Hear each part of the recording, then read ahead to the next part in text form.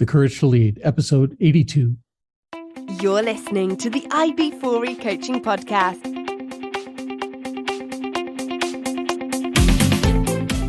Brought to you by ib4e Coaching, business coaching for executives, entrepreneurs, and small business professionals. Learn more at ib4e-coaching.com. Hey, Coach Harlan here. Welcome back to the podcast. Hope you guys are having a phenomenal week. I'm having a great week, and I'm excited to introduce you to my guest today. Please help me welcome my guest, Donna Coles. Donna Coles is the total executive coach. When she says total, she means that she has the knowledge and experience to not only help her clients build leadership competencies like planning and decision-making, but she also helps her clients build executive presence and interpersonal skills important to leadership success. She can focus on the whole person. Donna knows that competent leadership requires vision and the social skills to successfully share the vision with others. Donna earned her master's degree in clinical psychology from the University of Dayton, holds multiple certifications in leadership coaching and executive coaching, and has many years of experience supporting the development of leaders, executives, and people from all walks of life. She's the author of 2 books, Lead or Someone Else Will, A Coach's Guide to Leadership, and Your Life at Its Best, The Life Balance Workbook. Both books available on Amazon.com. Donna, welcome to the show. Thank you very much. I'm excited to talk to you. I definitely want to learn more about your background, how you chose clinical psychology as your degree and how that has helped you working with leaders. And I definitely want to talk about your books. But before we get started, I have 10 questions. These are questions that I ask each one of my guests. They were questions made famous on the television show Inside the Actor's Studio, where host James Lipton asks these same questions of his Hollywood guests, Hollywood TV, film, stage stars. And I figure if they're good enough for the Hollywood elite, they're certainly good enough for my guests. So, Donna, if you're ready, I have 10 questions for you. Question number 1, what is your favorite word? My favorite word is progress. Progress. And it's because I like to see progress. I like to see change. And you'll find from my discussion with you that I like things to be diversified. So, Absolutely. Progress. Good job. My favorite word. Yeah. Perfect. All right. What is your least favorite word? Per se. I hate the per se. It either is or it isn't. One or the other. One or the other. But not per se. What turns you on? Oh, doing something new and different so that I have to learn a new skill, learn new information. And so I'm like a Googler. I Google new info all the time. Nice. What turns you off? Closed-mindedness, so that I or somebody else has a difficult time taking in information that doesn't confirm what they already know. Yes. Confirmation bias. Absolutely. Confirmation bias. Yes. Absolutely. What sound or noise do you love? I love the sound of snoring. Really? Yes. It takes me back to childhood when I used to hear my grandmother snore. And it was just peaceful. Yeah. Knowing that she was there, and she may have been in the other room, but just to hear that snore kind of lulled me to sleep. It's almost like white noise for me. Nice. What sound or noise do you hate? I hate the sound of a dog barking. Okay. And that's because I don't really understand dogs. And so if a dog is barking, he's trying to communicate something and he's not getting through. And if it's incessant, it must be important. And so I hate to hear a dog bark on and on. Excellent. All right. Question 7. What is your favorite curse word? Yikes. I use that one quite a bit myself. Absolutely. What profession other than your own would you like to attempt? I'd like to go into IT. Okay. Yeah, I love the whole, see, I'm a left brain person, even though I'm in a right brain profession. And so the whole idea of solving those problems, I used to take computer science courses with computer science majors Nice. and loved it. So yeah, I think that would be cool. That'd be great. What profession would you not like to do? Anything having to do with medical. Okay. It's too much. It's so weighty. It's too much responsibility. Absolutely. Yeah. All right. And Donna, finally, if heaven exists, what would you like to hear God say when you arrive at the pearly gates? I've got somebody who needs to talk to you. Good job. All right. That is awesome. Okay, so we're going to come back in just a minute. We're going to talk about your background, how you got started, the things you're working on now, your psychology background, how that's helped you, not only in that field, but also in your coaching and working with executives. And then we're going to talk about your books. And at some point, we're going to transition into talking about courage and leadership. All right?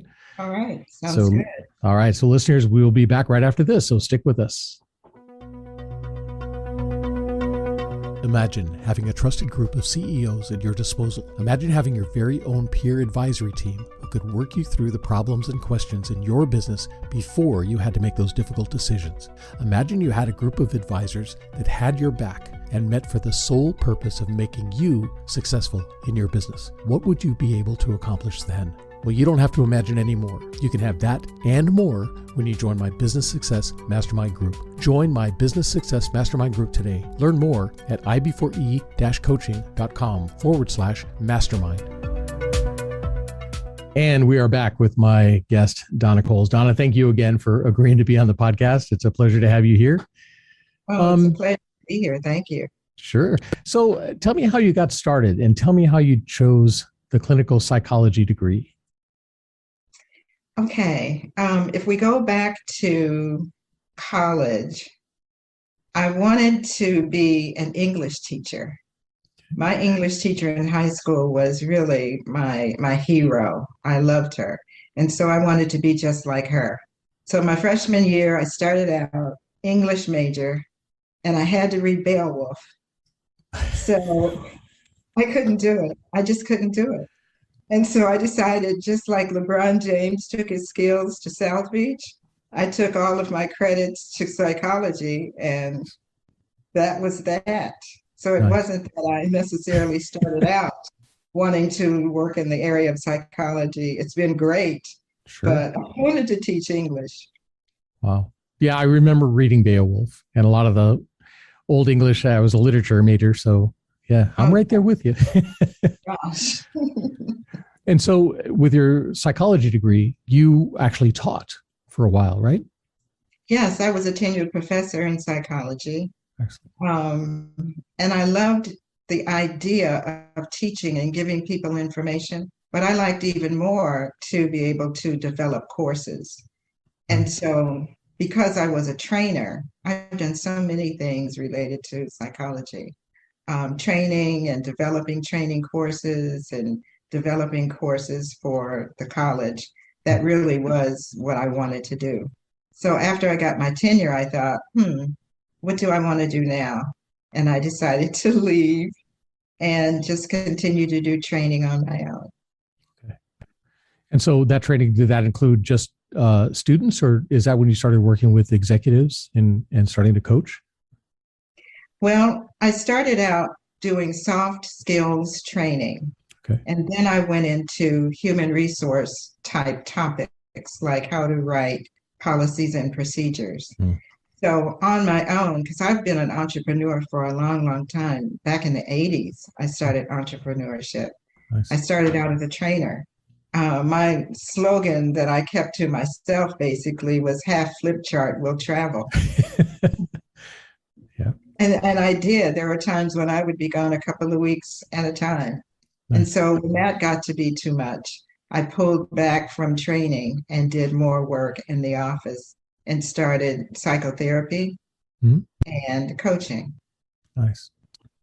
And so who are your patients? Did you work a lot with executives? I did.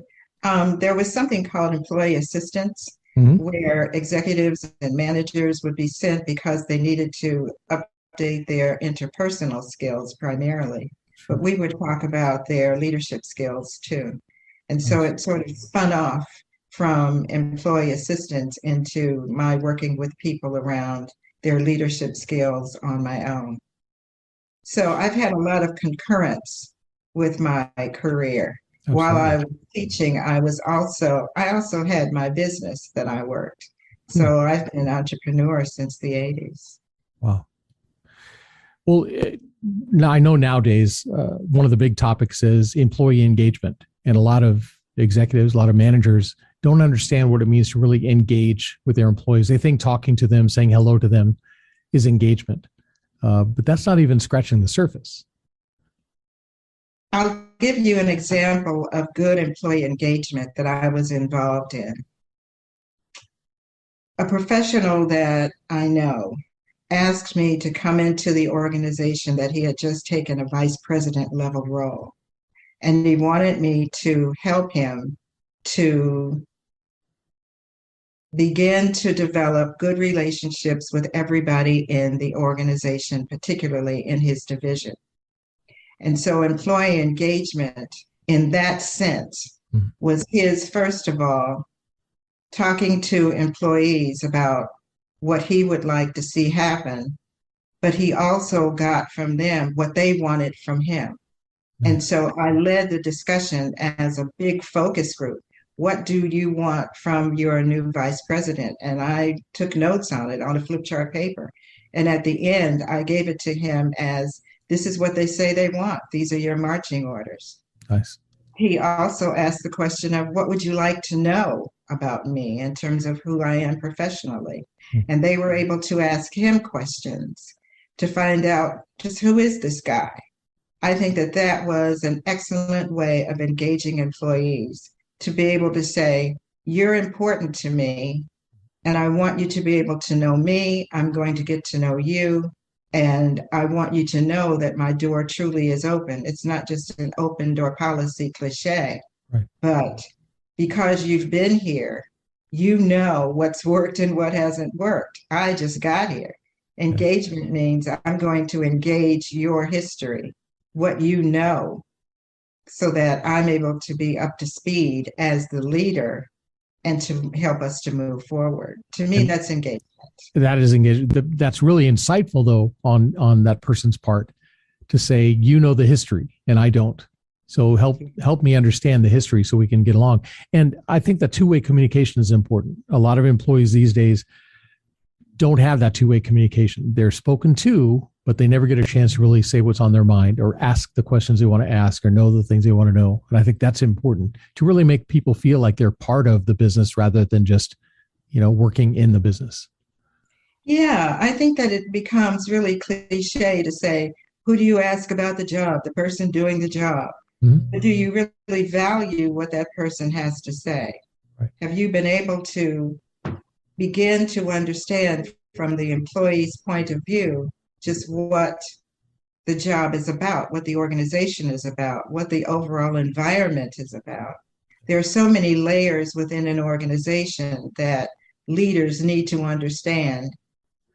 And so we want, as executives, we want to find out from employees who they are, what they deem as important, what they need in order to improve their ability to contribute to the organization.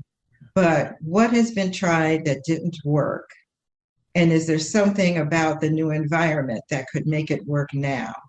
Because sometimes employees, they become really discouraged because they may have had a suggestion that didn't work, but they're sticking with it and they think that it can. Right. And so leaders need to hear about that too. Yes. Yeah. And I think we talked briefly before, worked for a client that they had taken over a smaller company, to grow, to expand in this one market. And that old company, they had a tile mosaic at the entrance to their building of the company logo.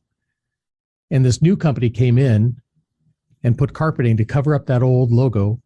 They changed the paint, they changed the name on everything. And it was almost seen as disrespectful to the people who work there. Rather than bringing them in and saying, we're all part of the same family now, they tried to wipe out the old company name, and it did not go over well. And it was only when the managers decided to take that tile mosaic and cut it out of the concrete and then mount it inside the main lobby and then put a timeline up to show the transition from the old company to the new. Yes. Now everybody felt you're taking our history into account, right? And you're respecting our history. And now we're part of the new team. And so they felt a lot better being part of that one new business. And it was transitional for everybody, but I don't think businesses take a lot of stock in that. They kind of come in and put their own feel, their own touch on things. When we go through a transition in an organization, I think that it's important for the people in leadership to explain to employees that it's not that what you were doing is incorrect, wrong, insufficient. It was great for its time.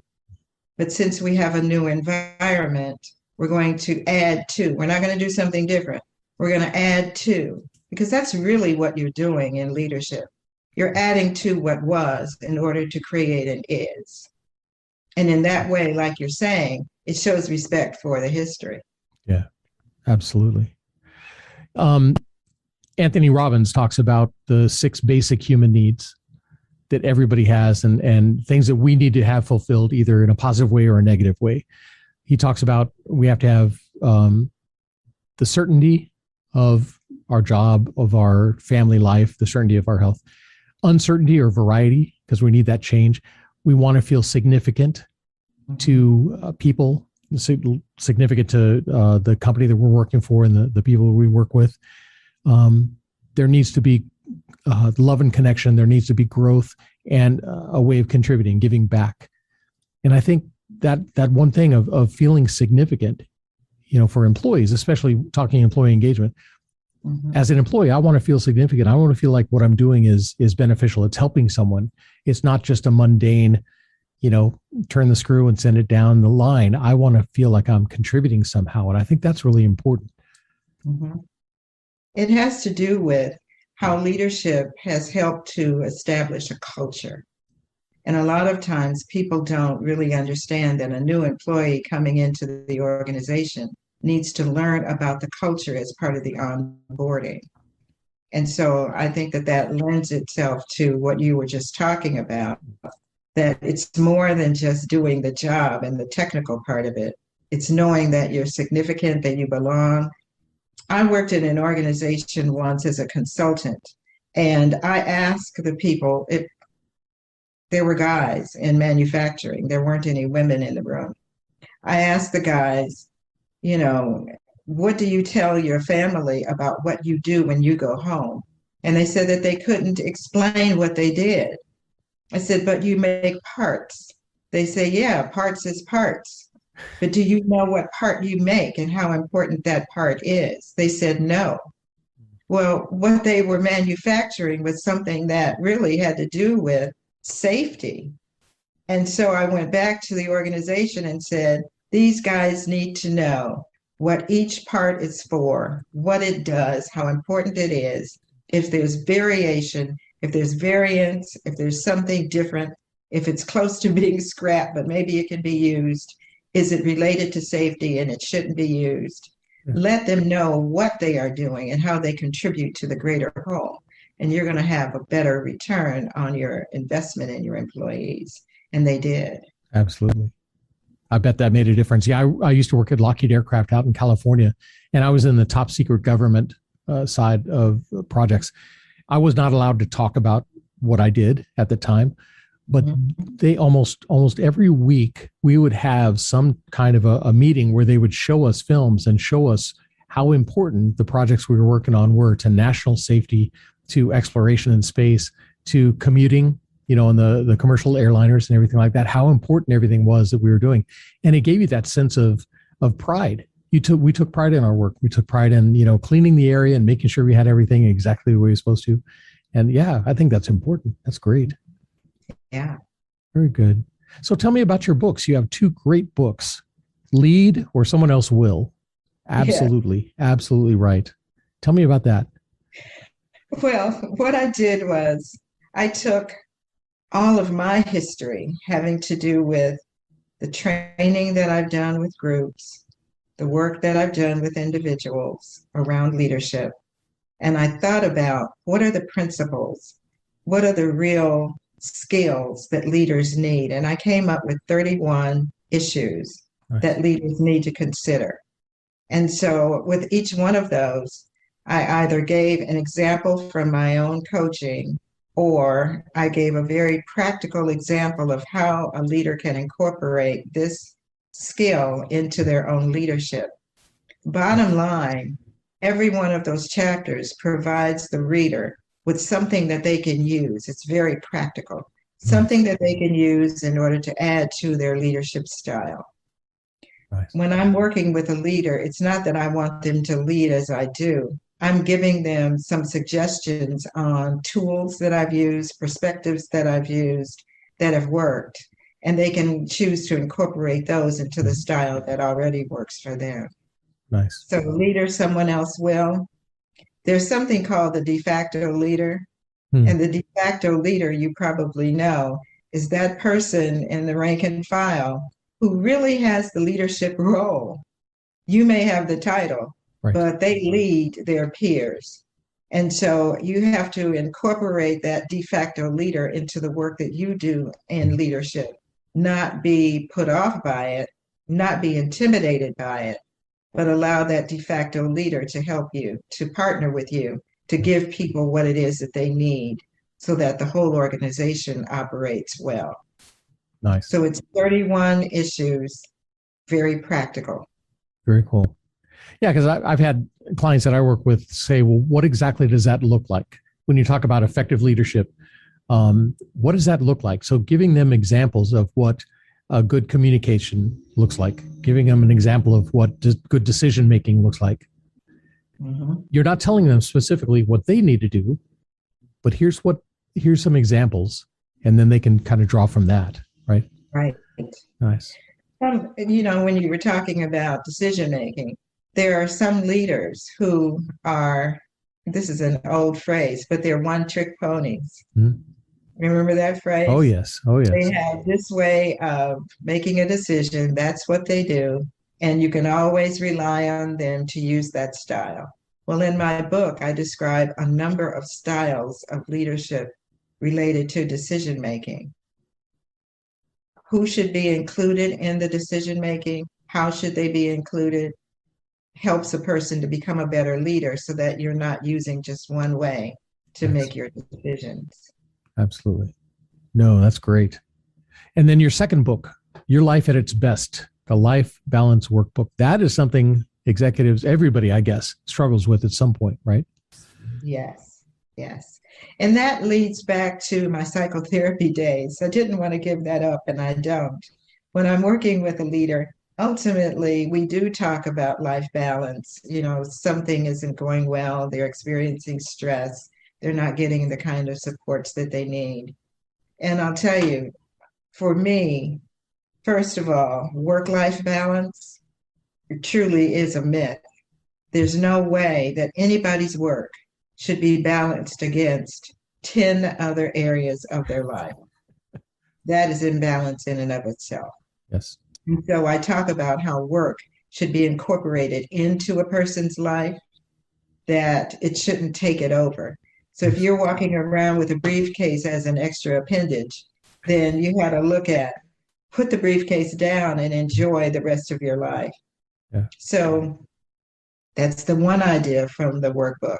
The other idea is that your life balance is based upon what's important to you today, right now. Your life balance is going to change based upon how your environment affects you. What's really good is that if you know what's balanced for you, what's important to you, and you have it in front of you on your computer, these are the things that are important to me. This is how I want to spend my time.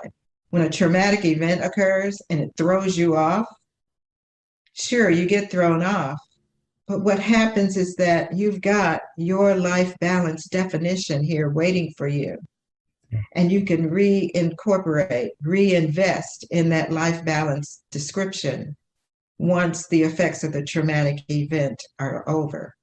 So it's not just an exercise, but it's a plan that you can use today in order to determine how to use your time. But it's also a plan to help you to remember what's important to you. Very nice. Yeah, work-life balance, I think, is a misnomer. I agree totally.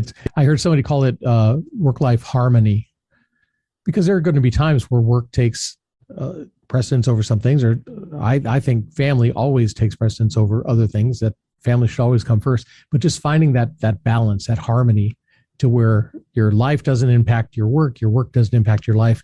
They support each other, right? You work to create the life that you want rather than live to create the business you want. Right. Very cool. Everything in harmony, even how you take care of yourself physically. Mm-hmm. That's part of your life balance. Yeah. How you take care of yourself intellectually. Do you read? Do you take in information in order to have a more robust understanding of life? All of that goes into your health, your healthiness. Nice. So when you're working with these executives as a executive coach, leadership coach, what's the one thing they're looking for, or one thing they're struggling with most? Is there a certain area? Interpersonal relationships, okay. How to communicate what it is that they're thinking, what they want, how to impact the organization, how to impact individuals in a way that's going to be fruitful for everyone. Yeah. And so when I'm working with an executive, they have to look at how their presence impacts whether or not people trust, listen, want to follow. And so we work on their presence. Nice. Very nice. So courage. Mm-hmm. To me, we talked earlier about you love to learn. You always have, right? You Google everything. My wife and I, we sit on the couch as we're watching TV shows. If there's a word we don't know, if there's a place we've never been, we're looking it up to try to see, what's going on and learn everything we can. Yeah. That's kind of classified as intellectual courage, the courage to set aside your long-held beliefs and knowledge you currently have to make room for new knowledge. Mm-hmm. Discipline, courage to be able to set a plan and stick with that plan and not get swayed from the shiny objects that are around, or failures or setbacks that happen. As you're working with these different folks, either in your clinical psychology days or as a business coach, leadership coach, is there a type of courage you see that people don't exhibit as much as they should, or a type of courage maybe they need? The type of courage, I think that it's related to moral courage, in that sometimes it's difficult to deliver the difficult message. Yes. And people put off delivering the difficult message, or they put it on somebody else's plate, or they do it at a distance. I had some clients who talked with me after this occurred, but the way that they found out that they were laid off is that the phone at their desk would ring. And so phone would ring and they would be told, you no longer have a job. And so people were sitting at their desk hoping that their phone wouldn't ring. Wow. Yeah. When you're in a leadership role, you have got to be able to stand up to the decisions that you make and help people to work through those decisions, even when you are delivering the difficult message. Absolutely. Yeah. Those difficult conversations, that's where this podcast kind of started. I had a couple of clients who were asking, when I told them you have to be a stronger leader, a more courageous leader, they said, what does that look like? And so I did some research to try to find articles on courage. And these are some of the things that came up: the intellectual courage, moral courage, the social courage, the ability to say what needs to be said, even if it's unpopular, standing up and saying what you need to do. Nice. Mm-hmm. When you're working with leaders, what is a trait that you think more leaders need to have? I mean, we've talked about the interpersonal skills and the ability to make decisions, but is there a certain trait that you look for in a leader? The ability to let go. You don't have to have your finger in every project. You don't have to know step by step what's going on. You hired people because you believed that they had the ability to do the job, Yes. even at the division level, even at the vice president level. Don't look over their shoulders. Let them do what they need to do. But for some executives, it's hard, It is. very difficult for them not to be involved. Um, Maybe it's because they don't know how they fit into the organization. I think that that's really it. Sure. They don't know how they fit, but maybe they need to be not at their desk, not in their office, but out in the community, out working with people that are at their level in the industry, Sure. getting involved in a think tank, something that allows them at an executive level to be able to come back to the organization and contribute at that level so that they leave people alone, so that they can do their work. Absolutely. Yeah, I think it ties back to the significance, the relevance. If they're not involved, somehow they're not relevant anymore. And I think that's why I had a couple clients who every decision had to come through them. Yeah. Everything that went on in the business had to come through them. And I said, well, you're the bottleneck. You're why your business can't scale. You are why your employees, are leaving or walking away from the job. You hire them based on their skills, and then you micromanage. That's a lot of people don't realize that delegation is a stepwise process, that the way that you delegate to people is based upon their skill level and what they're able to manage. If you've delegated to the wrong person, then you've given them more responsibility than they can handle, or you've given them not enough. Delegating means that you're able to let go at the proper level so that that person can do the job at the proper level and everybody's happier. Yes. But again, like you were just saying, if they've got to have their fingers in everything, you really wind up with an organization of groupthink. Yes, yes, yes. Everybody's looking for what you have to say. And they're saying, well, this is what she told me to do. This is how she told me to do it. It's on her. Yes. Yeah, we talk about that too in the employee engagement. There's a thing called discretionary effort, right? If I come into a new job, I bring all the knowledge that I have from school, the previous jobs that I had. I can share that knowledge, but so many employees, because they don't feel like they're engaged, they don't feel like they're important, they choose not to give. It's like, yes, I could help with that, but that's not what I'm paid to do. That's not my job. They don't ask me to do. They told me to do this. That's all I'm doing. And I think managers who then get upset with their employees need to look internally. What are you doing that's keeping them from giving that discretionary effort? Mm-hmm. Exactly. Wow. Very cool. So, given the opportunity, would you do things the same way if you had it to do all over again? Would you go back and would you read Beowulf and study, or would you go to the clinical psychology side? When I was about 30, I said that my goal was to become the old sage on the hill that people would come to for advice and information. Nice. And here I am. I mean, the hill isn't really that high, but I'm here and I'm leaving a legacy. So I think that I have done so much to contribute to life and work and other people's lives that I don't think I would change anything. Nice. Because even when I faltered, I learned from it, and that has given me wisdom that I impart to other people. Excellent. Absolutely. So what's next for you? I mean, you've got the books, you've got the degrees, you've got, all the work that you're doing with the what's next? Where do you go from here? I started my third book the other night. Nice. And I said, I'm not writing another book. Writing books is really an altruistic effort, but I just don't want to do that. Just before the pandemic began, I had shut down my physical office and decided to work from home.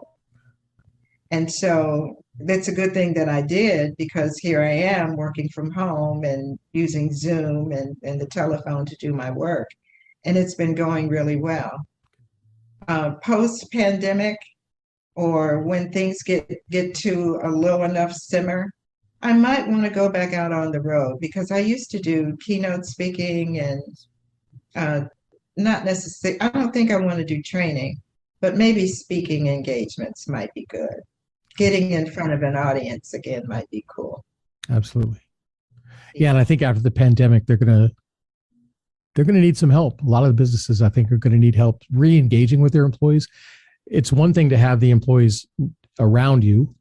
Now that we're working remotely and having these virtual teams, I think that engagement has been lost a little bit. I think companies are going to have to go back and relook at how they engage with their employees. Yeah. Yeah. Wow. I used to do employee retreats at different levels. Mm-hmm. And so that might be the way to go for some organizations, to have a retreat, to bring people in for the day, to make it fun, to make it entertaining, also educational updates about the organization. That might be the thing to do. That'd be great. And to stick with virtual employee life, but to bring them in for a retreat. Yeah. So if anybody wants a retreat, give me a call. That'll be great. Well, and I'm sure people are going to want to reach out to you and find out more about you. So where can they find you? Do you have a website? I do. It's totalexecutivecoach.com. Perfect. And are your books available off your website? They're available off the website. They're available on Amazon.com. Perfect. They can go to the website and click the link, and it'll take them to an area where they can make their purchase. Awesome. Very cool. If they call me, they can telephone me at 216-513-5709. I want to do this like a commercial again. I had to get it out. It's 216-513-5709. But wait, there's more. Exactly. That's great. Donna, this has been fabulous. Thank you so much for coming on the podcast and sharing with everybody. I will have all of these links down in the show notes so people will know how to get in touch with you. And I hope they do order your books. And I hope they do reach out to you to help them, once the pandemic lifts, help them do some of those employee retreats. That would be great. Yeah, it would. Very cool. It would. Well, thank you very much. All right, listeners, hope you guys enjoyed this podcast. Hope you were taking notes because there are a lot of good takeaways from here.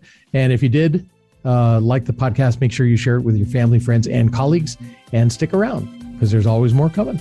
That's it for me, Coach Harlan, saying so long for now.